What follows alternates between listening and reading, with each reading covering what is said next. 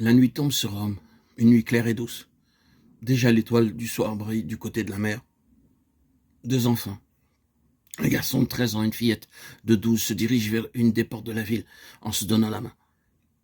On croirait aller voir s'en aller gentiment au long des rues, qu'ils désirent seulement faire un petit tour dans la campagne proche pour y chercher l'air frais. Mais si on les observe mieux, on constate qu'ils semblent se tenir sur leur garde. Aux passants qu'ils croisent, ils jettent un bref coup d'œil méfiant. On dirait qu'ils ont peur d'être suivis.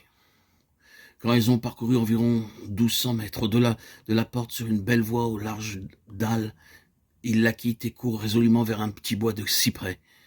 Là s'ouvre invisible depuis la route une galerie en pente, bientôt coupée d'escaliers. Ils s'y enfoncent sans peur aucune, car ils le savent bien, là où ils vont, ils n'ont que des amis. Très vite, la lueur aune d'une lampe à huile éclaire la voûte. Un vieillard vient à eux, les reconnaît. « Que le Seigneur vous garde, mes petits », s'écrie-t-il en levant les mains d'un geste de prière. « Et que le divin maître soit avec vous », répondent-ils. « L'assemblée va commencer, mes enfants.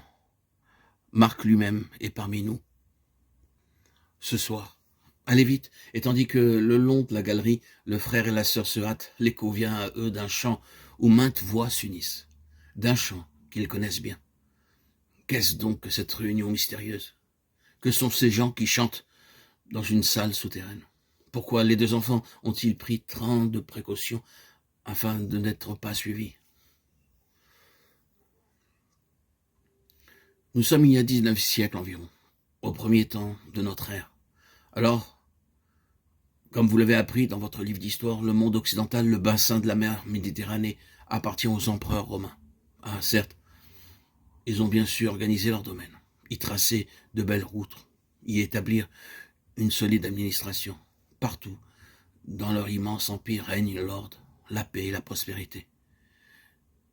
Mais les Romains sont encore païens, c'est-à-dire qu'ils adorent des divinités bizarres et innombrables, les forces de la nature, les aspects du monde, l'air, l'eau, le ciel, le vent, la foudre, auxquels ils donnent des noms, qu'ils représentent par des statues et devant qui ils accomplissent des cérémonies et des sacrifices, comme si cela servait à quoi que ce fût.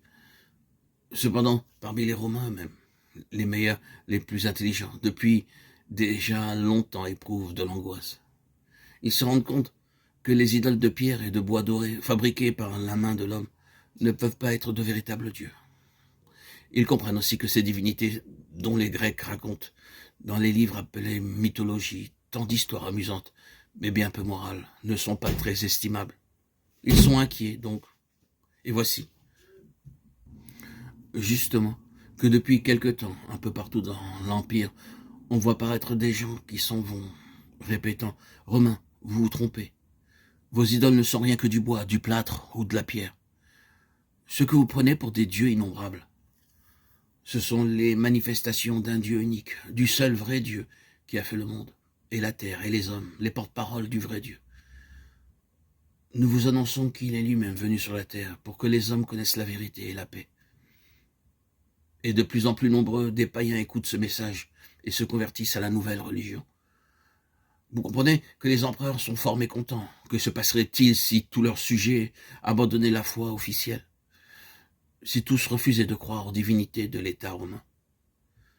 C'est pourquoi ils poursuivent les propagateurs de cette doctrine.